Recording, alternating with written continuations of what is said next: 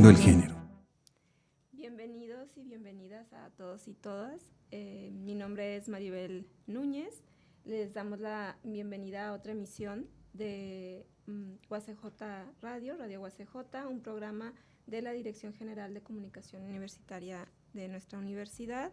Estamos en Deshaciendo el Género y hoy tenemos una invitada de lujo del gran arsenal de excelentes docentes de nuestra universidad. Está la doctora Gabriela Velasco Rodríguez. Ella es investigadora y docente de tiempo completo adscrita al Departamento de Administración, de Ciencias Administrativas.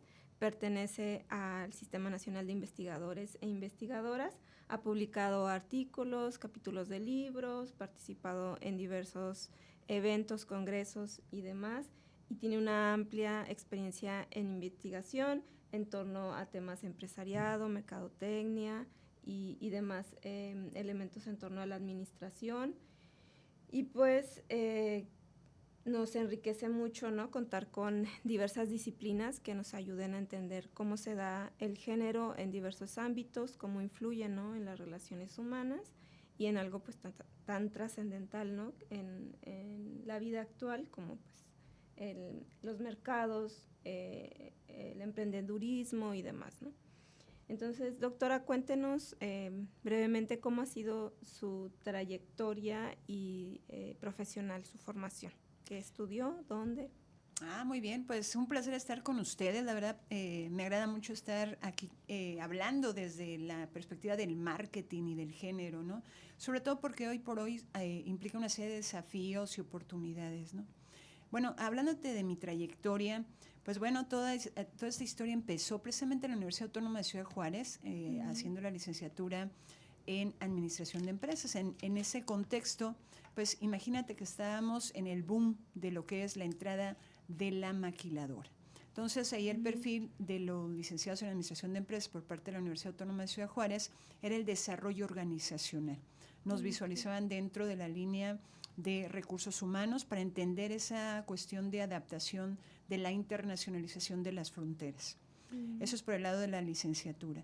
En el caso de la maestría, tuve la gran oportunidad de estar en el Centro de Investigación y Docencia Económicas, anteriormente conocido como el CIDE. Ahí tuve la gran oportunidad de estar con un grupo multicultural que compartíamos el fenómeno de la maestría en Administración Pública. Y eso nos llevó pues a reconocer esta cuestión de las políticas públicas. Esto fue muy interesante porque ahí la vivencia de tu servidora fue sensibilizarme de las situaciones políticas, sociales, económicas de diferentes latitudes, principalmente de América Latina, ¿no? Por otro lado, ya viendo lo que es el nivel doctoral, pues ahí tuve la oportunidad de estar en la Universidad Nacional Autónoma de México, la UNAM, donde hice un doctorado en Ciencias de la Administración con especialidad en Mercadotecnia. Indudablemente ahí mi experiencia fue de tener un tutor en el ambiente de la mercadotecnia. De hecho, él contaba en ese entonces con una empresa que se dedicaba a toda la cuestión de neuromarketing y todo lo que es el ambiente farmacéutico. Entonces, dado el perfil de mi tutor, pues me llevó a tener esta instancia de vinculación en cuanto a empresas y en cuanto a la universidad, ¿no? De hoy en día es un gran amigo de tu servidora. Y por último, pues me permití hacer un posgrado en lo que es la administración de negocios. Esto me permitió meterme a los modelos de negocios, cómo se estaban constituyendo, qué lo fundamentaba, y eso pues te da pie a toda esta serie de estereotipos que se ven a la luz del emprendimiento y no se diga de la mercadotecnia. Sin embargo, pues hoy día mi historia tiene que ver con esto que decías, ¿no? Ser profesora investigadora de tiempo completo. Formo parte del Sistema Nacional de Investigadores a nivel federal y bueno, tengo la grata noticia de que ya formo parte también del sistema estatal del estado de Chihuahua. En esta semana nos dieron esa gran oportunidad. Y bueno, hablando de emprendimiento, pues me he dado la oportunidad de crear mi propia empresa, ¿verdad? ¿Cómo hablar de emprendimiento si no la vivo? Y esta es una empresa que se llama Gravi, Centro Evaluador de Inteligencia en Mercados, donde nos ocupamos de ver esas competencias laborales que hoy por hoy son un reto en el mercado laboral.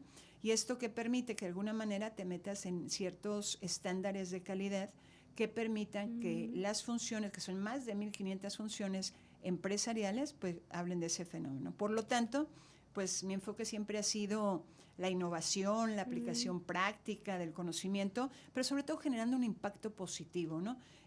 Obviamente tanto en la academia como en el sector empresarial, y bueno, esto va de la mano con la parte personal. Excelente, muchas gracias, doctora Gabriela. ¿Y cómo fue que usted se interesó en la vida académica, en estos temas, ¿no?, de la investigación? Porque pues desde tener como esta visión empresarial a veces es solamente como lo práctico, ¿no?, o la generación quizá de empresas y de, diríamos, de ganancia, pero ¿qué la lleva al ámbito académico? Bueno, principalmente a mí me ha inquietado mucho tener herramientas poderosas para ver esa transformación social. Yo creo que aquí tiene que ver con los orígenes de tu servidora. Creo que cuando me toca repasar mi línea de tiempo desde la parte familiar y personal y de mi propio país, México, me lleva a tener esa responsabilidad social de manera natural, ¿no? Hasta la fecha, cuando camino por las calles de Juárez, veo una gran oportunidad de cómo atender las situaciones que se manifiestan de manera clara, ¿no?, en cuanto a la investigación.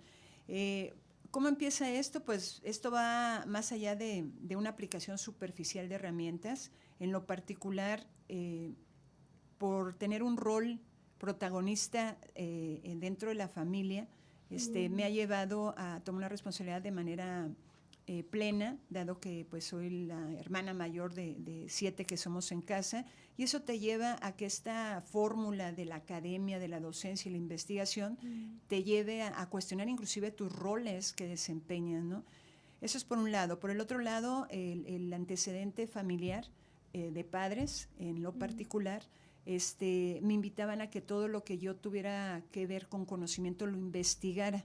Del lado de mi madre, ella estuvo en la parte del periodismo, por ejemplo, ¿no?, en la producción de libros, por un lado. Y por el otro lado, en la parte empresarial, pues tuve a mi padre en todo lo que son gerencias de algunos corporativos, que también me hablaba, por ejemplo, ¿no? Yo sé que aquí no se van a hacer comerciales, pero es la parte de Coca-Cola, por ejemplo, ¿no?, que tienen una dinámica empresarial. Entonces, por un lado tenía al papá hablándome de la parte empresarial y por el otro lado tenía una mamá hablándome de esta parte de la producción de publicaciones, ¿no?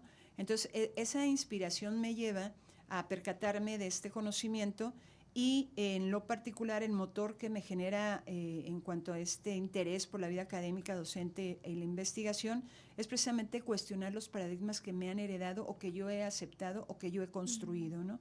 Y el reto de buscar soluciones a problemáticas reales, ¿no?, desde las internas que tiene uno en la familia como hacia afuera. Y bueno, esto más adelante tiene que ver con lo que ando haciendo ahorita en un proyecto.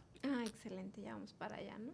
Y hablando de todas estas cuestiones de la ruptura de paradigmas, quisiera que nos ayudara en una ruptura de esta cuestión del sentido común que se tiene incluso desde las ciencias sociales, la sociología con los términos, por ejemplo, de violencia simbólica, donde se suele acusar a la mercadotecnia de acentuar estereotipos de género y de profundizar ciertas ideas preconcebidas de lo que hacen hombres y mujeres. Entonces, ¿qué considera usted o cómo se podría profundizar en esta idea? ¿Es una prenoción? ¿No? ¿Se está haciendo algo en mercadotecnia?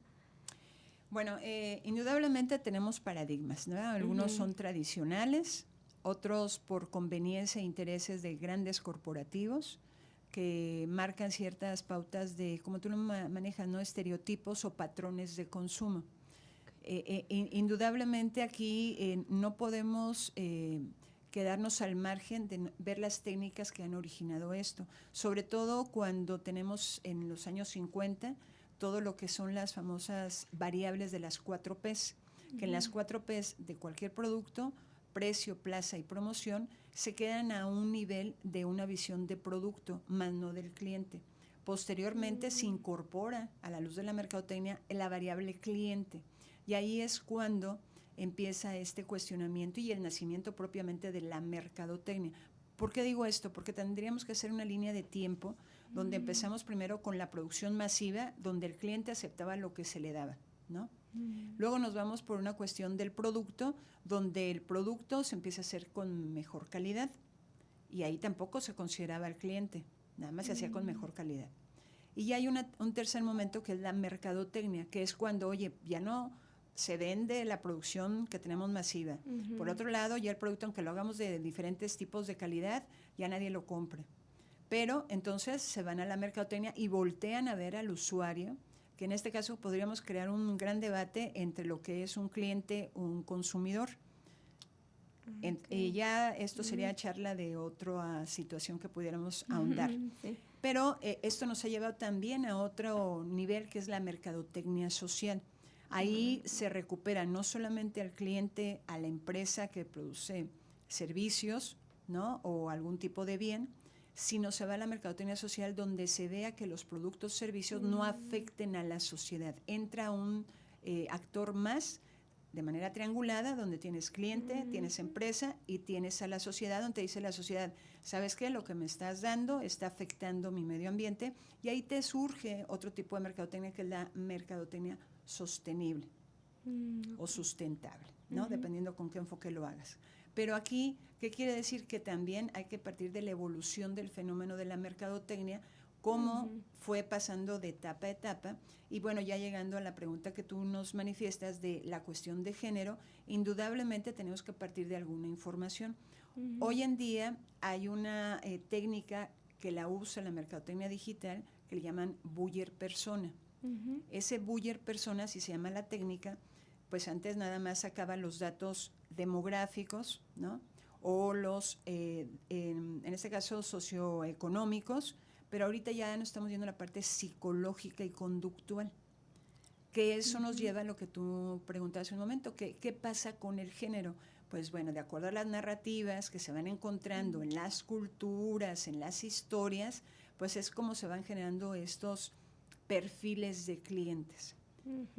Ahora bien, indudablemente esto nos lleva a que la mercadotecnia es un reflejo de la propia sociedad, o sea que indudablemente tú ahí tienes la posibilidad de considerar cuál es el perfil del cliente de acuerdo a estas variables que nos permiten ver patrones de consumo.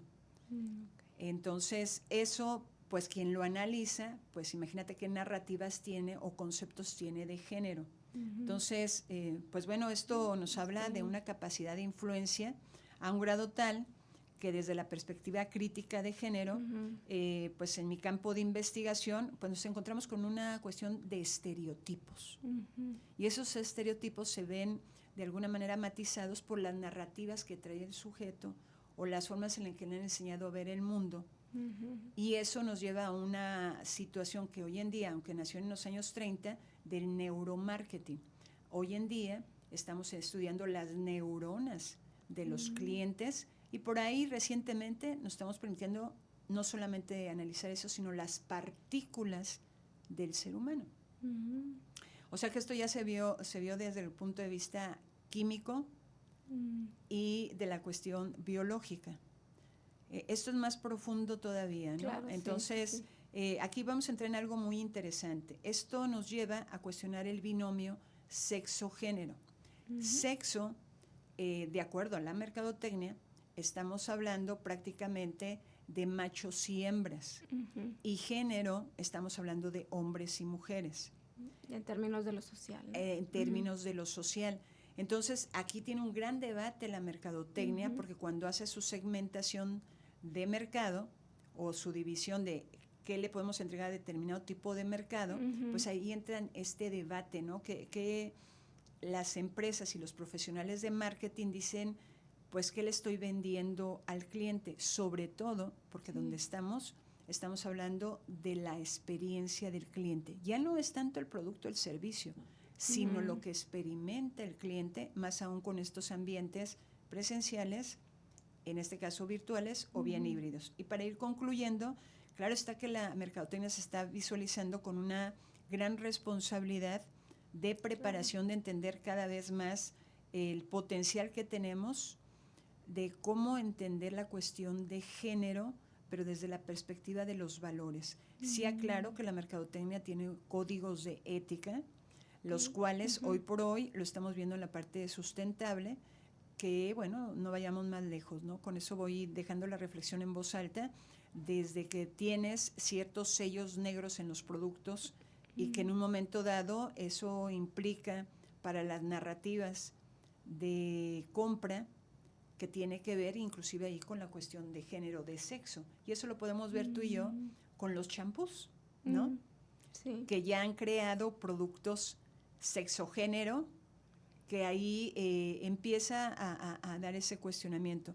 Pero vamos, aquí yo lo que invitaría es que el fenómeno de la mercadotecnia ha evolucionado tanto que hoy tenemos el cuidado los mercadólogos de usar varias herramientas que nos permitan ser más cuidadosos de las necesidades, deseos y demanda de los clientes, porque al final de cuentas el cliente marca ciertas pautas. Sin embargo, aclaro que también algo para cerrar, estamos encuadrados en Estados Unidos por la cuestión de generaciones, que hablamos de los baby boomers, de la generación Z, X, ¿no?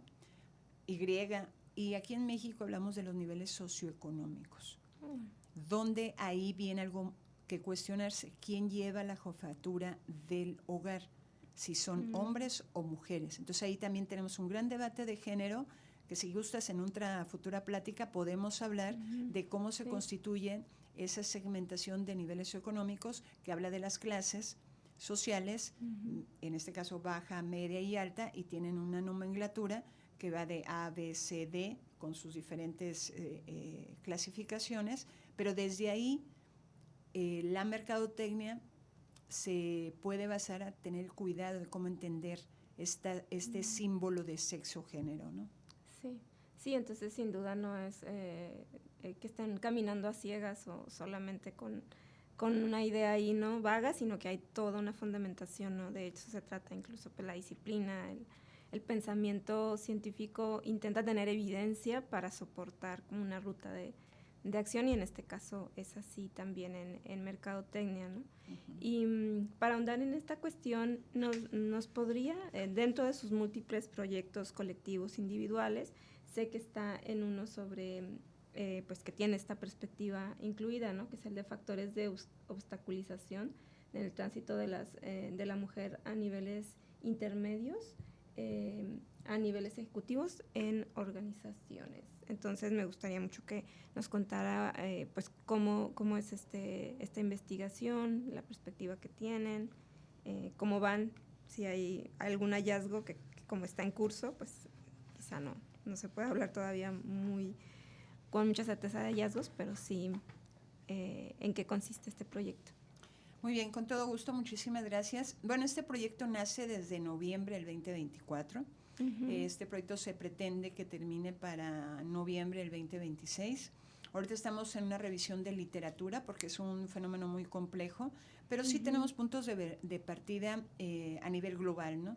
Sobre todo porque a pesar de todos los avances, pues tenemos esta disyuntiva de cómo participa la mujer en puestos de alta dirección, que sigue siendo limitado, ¿no? Aunque la Organización Internacional del Trabajo en el 2019 y algunas otras consultoras se han manifestado en esta situación, lo vemos tan sencillo como en la brecha salarial, ¿no? Que hay en cuanto a un porcentaje significativo entre las empresas y bueno, inclusive la baja representación femenina en niveles ejecutivos, ¿no?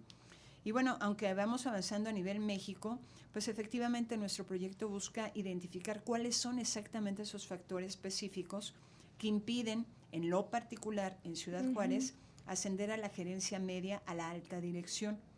Para ello, pues nos hemos planteado una serie de hipótesis y estas tienen que ver con estas variables que te mencionaba hace un momento de la segmentación, que son las variables primero socioeconómicas, que es desde el nivel educativo, el ingreso, el estado civil, así como la parte cultural, que eso Roswell en el 2019 nos marcaba desde los roles del género, ¿no? Desde los estereotipos, el trabajo de cuidado no remunerado, que me han contado, y bueno, aquí ya después hablamos a más profundidad. Y bueno, otras variables muy interesantes que es la propia gestión organizacional y la cultura corporativa. Yo en lo particular me ha tocado estar en organizaciones que llevan 100 años trabajando con la masculinidad de la organización y cuando tienen que transitar de la masculinidad a la parte femenina, pues implica que todo el reglamento, el interior del trabajo lo tengan que cambiar porque antes pues no tenían gente embarazada, ¿no? O no tenían gente que tuviera que cuidar niños. Entonces, por cuidado de la empresa que me tocó ver de primera mano, pues nos ha tocado ver esos fenómenos de transición donde inclusive la parte masculina de las organizaciones pues se ve afectada, ¿no? Como le das derecho a las mujeres que vayan y tengan su parto, y cuando a nosotros pues también tenemos nuestras necesidades de salud, ¿no? Pero bueno, eso tiene que ver con qué tipo de cultura tienen las organizaciones, qué planes de carrera hay. Esto tiene que ver con pues, ciertas mentorías, políticas de igualdad y, ¿por qué no decirlo?, la propia cultura del trabajo, ¿no? A veces también cuestiones normativas, ¿no? Legales, por ejemplo, ahora es obligatorio o está más legislada la cuestión de los lactarios, que tiene que haber lactarios en los centros de trabajo, ¿no? Porque la lactancia es un derecho tanto madre como de la infancia, de la primera infancia. Entonces me imagino que también es una cuestión de adaptabilidad a los marcos legales. Definitivo, así es. Y de hecho a que haga una transformación de infraestructura, de protocolos, ¿no? De cómo dar tiempo a eso. Aquí hay algo muy interesante que marcas ahorita con ese comentario, es que no solamente estemos viendo la mujer en sí, también el varón le toca cuidar a los niños, sí, ¿no? Entonces también ahí hay algo que tenemos que ver, si esa masculinidad a la luz de que la mujer tenga la gran oportunidad de ser la que asciende en las organizaciones, ¿qué pasa con el esposo que queda en un rol de amo de casa, ¿no? Que debe igual cuidar a las generaciones, y eso ahí habla tanto lo normativo como lo que se le ha venido enseñando al paso del tiempo. Por eso me he basado mucho en la feminización o en la masculinidad, más que hablar del sujeto en sí, ¿no? Sí. Ya sea hombre o mujer. Pero sí, coincido contigo, aquí es dar un balance sin perder de vista, pues algo que lo decías hace un momento, ¿no? Las empresas buscan utilidades, productividad, algunas han entrado en esta parte de las normas de bienestar, la cuestión del trato, ¿no? El tener mayor convivencia, los grandes corporativos hoy en día, sobre todo las empresas digitales, pues ya prácticamente su hábitat de trabajo es en casa, ¿no? Ya se unió la casa con el trabajo claro, remoto, y bueno, eso también transforma estos roles que mencionabas y esta infraestructura que mencionabas hace un momento, ¿no? Y bueno, lo que sí te puedo decir es que pues estamos abordando en este estudio pues no solamente las variables internas, sino las variables externas y del medio ambiente, porque recordemos que también las políticas públicas dan ese marco referencial que hace un momento mencionabas, que por más que queramos avanzar en esa igualdad, y más que igualdad, más bien sería el reconocimiento de los roles que nos toca a los hombres y mujeres. Hay una frase célebre que tiene mi padre que dice: deja que cada quien haga lo que le toca. Dice, yo no puedo hacer lo que le toca a mi esposa, ni ella puede hacer lo que me toca a mí como esposo. Y eso habla de que tenemos ciertos roles, ciertas responsabilidades que ya sean dadas o bien generadas por uno mismo, ¿no? De alguna negociadas, manera. Sí, o no negociadas inclusive, ¿no? Entonces, esto nos lleva a que en la investigación que estamos haciendo, pues veamos este estudio desde una perspectiva crítica de género, donde vamos entendiendo el problema a través de un sistema sexo-género. Aquí sí es importante tener esas dos variables, porque como decías, históricamente han configurado trayectorias laborales, ¿no?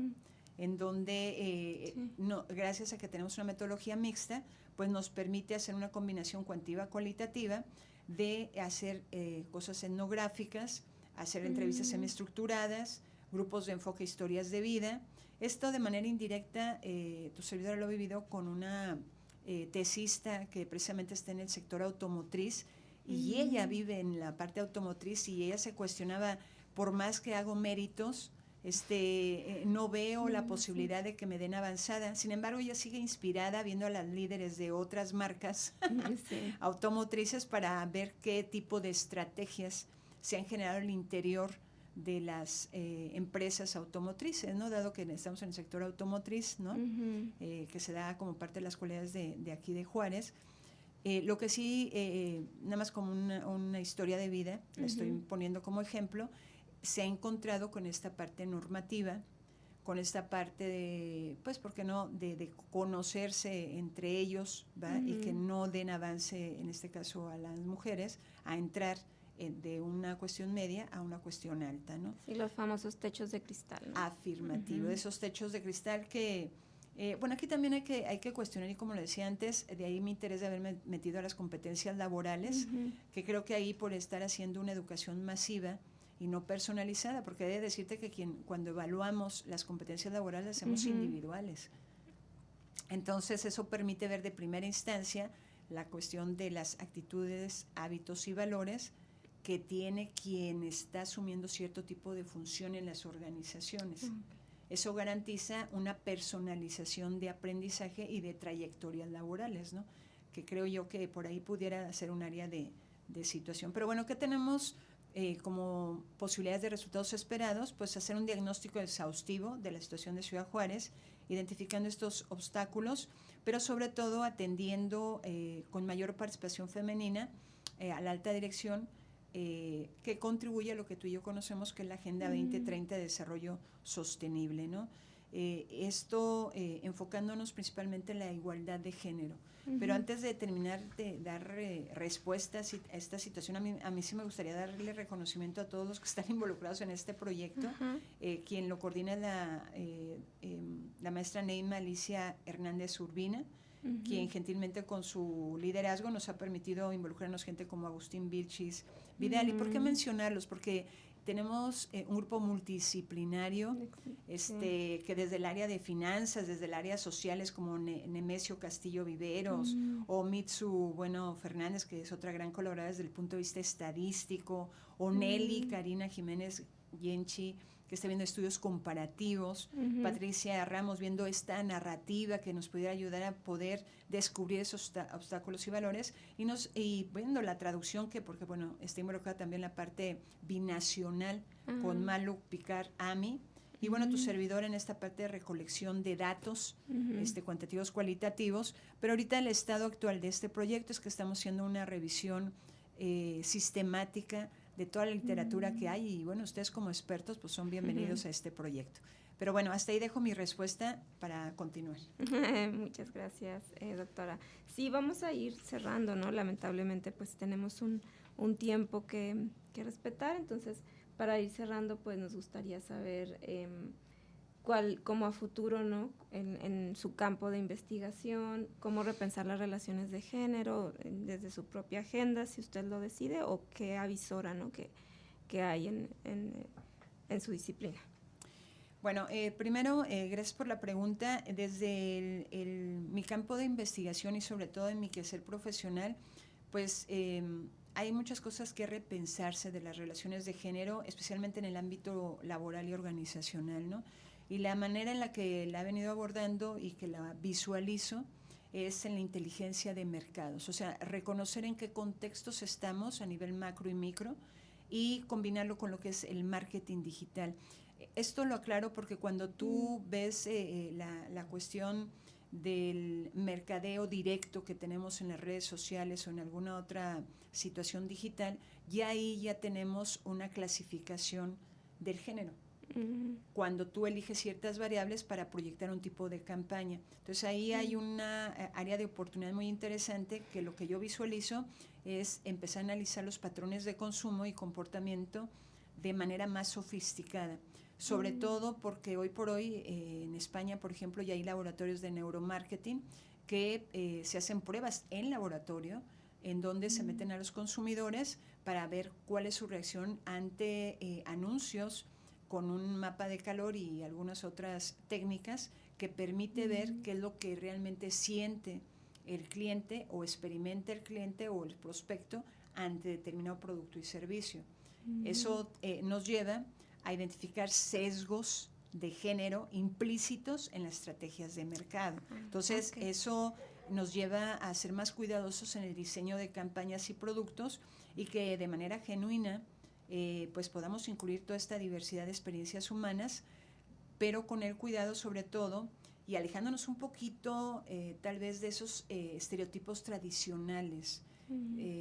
Hoy por hoy hay que entender mejor a las audiencias, hay un riesgo tremendo en las narrativas existentes porque, quieras o no, hay una imitación de narrativas y eso lo vemos en la parte de redes sociales donde la parte musical, la parte visual, la parte del protagonismo de ciertos personajes están invitando a construir nuevas representaciones, entre comillas, más equitativas. Y en segundo, pues la educación y el emprendimiento con tecnología sería algo más que yo vería como pilares fundamentales. En lo particular en la docencia, pues yo ya llevo prácticamente 5 años con lo que son las metodologías de aprendizaje internacional colaborativo a distancia. He tenido la posibilidad de entender esa mentalidad global, ¿sabes? Y cuál es la sensibilidad que tenemos en las problemáticas de género que se dan en este intercambio cultural. O sea, cómo lo asimila alguien de Perú, de Colombia, ¿no? De Costa Rica, los propios mexicanos de diferentes partes de México, ¿no? Y esto es vital, yo creo que para las próximas generaciones de líderes y emprendedores que se van a construir en estos entornos laborales y sobre todo pues modelos de negocio intrínsecamente que ya los vivimos de manera entre comillas equitativos, pues aquí yo lo que visualizo es que este emprendimiento femenino apoyado por la tecnología, que aquí le hace de paso, voy a hacer un comercial, aquí también está cuestionando y lo veía recientemente en la revisión de literatura, si la inteligencia artificial también está teniendo su modelaje de género, ¿no? Sobre todo porque está siendo sustituidas ciertas funciones, entre comillas, femeninas, que indudablemente, pues antes, cuando decíamos, por favor, secretaria, hazme esto, ¿no? Desde ahí ya tenemos una situación, pues, de emprendimiento femenino apoyado por la tecnología, pero con una vía muy poderosa de tener esa autonomía económica y de empoderamiento. Esto desafía, de alguna manera, algo muy importante, las estructuras de poder y dominación tradicionales. Pero hay que tener mucho cuidado con ello. Y bueno, la tercera y más crucial para mí en mi proyecto actual es la aplicación de una perspectiva crítica de género en análisis organizacional. Y esto lo estamos viendo con estos marcos teóricos que estamos recuperando de sexo-género y con eso que tú decías de la sociología crítica, ¿no? De Bourdieu, o los estudios de género como Gayle Rubin o John Scott, ¿no? Que develan estas estructuras de poder que bueno, y aquí ya no tiene que ver de hombres y mujeres, ¿no? Sí. Sino cómo se reproducen al interior del ámbito corporativo y no se trata tampoco de la ausencia de mujeres en puestos directivos, sino de las dinámicas culturales y los códigos de pertenencia, ¿no? Que se limitan en el ascenso. Y bueno, ya finalmente, pues, ¿qué te puedo decir, no? Esto implica proponer políticas y programas de mentoría basados en evidencia y los cuales pues puedan surgir de mi propia investigación contribuyendo con desmantelar estas barreras sistemáticas que son las que a lo mejor propiamente uno tiene en estos planes de carrera, procesos de capacitación o cultura organizacional, donde este talento femenino pueda desarrollarse plenamente. Y como dijera Margaret Mead, ¿no? En 1961, fíjate de qué año estamos hablando, ¿no? La sociedad se beneficia inmensamente cuando se aprovecha plenamente los dotes de ambos sexos. Exacto. Nuestro trabajo busca materializar esa visión en las organizaciones de Ciudad Juárez. Excelente. Pues con eso cerramos y nos vamos. Es todo lo que queríamos escuchar. Muchas gracias, doctora Gabriela Velasco, por aceptar ser parte de esta emisión y de este segmento. Yo creo que podríamos seguir de largo, ¿no? Pero hagamos un cierre en este momento y pues vamos a agradecer pues su tiempo. Gracias por continuar también con el seguimiento a Radio UACJ. Les recordamos que estamos en diferentes formas de transmisión, desde Facebook, en YouTube y en Spotify. Entonces, muchas gracias por estar aquí y nos seguimos encontrando en otros espacios. Muy bien, muchísimas gracias a todos y ya les diremos los resultados. Excelente, en eso estamos.